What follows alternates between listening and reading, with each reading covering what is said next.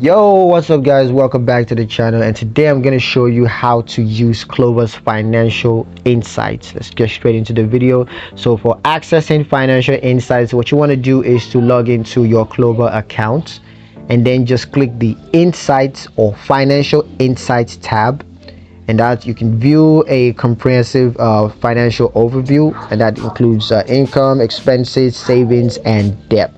Now, to understand financial insights, the first is income insights, and that helps you to analyze income trends, including income sources and frequency.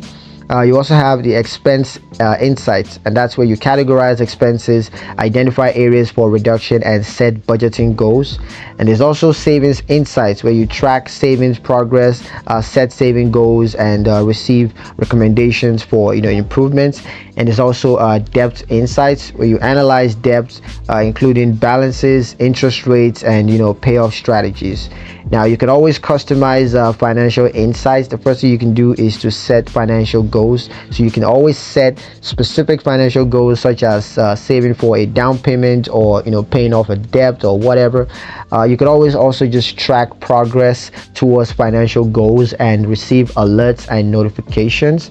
You can also adjust budgets. You can adjust budget categories and allocations based on the financial insights and, of course, the goals. And of course, you can always just explore recommendations. You can explore personalized recommendations for improving your financial health and stuff. So yeah, that's pretty much it for the video, guys. Hope you liked it. Hope you found the video useful. If you did, like the video, comment down below, let me know what you thought. Share the video with your friends and subscribe to the channel if you haven't done so already, and I will see you guys in the next one. Peace.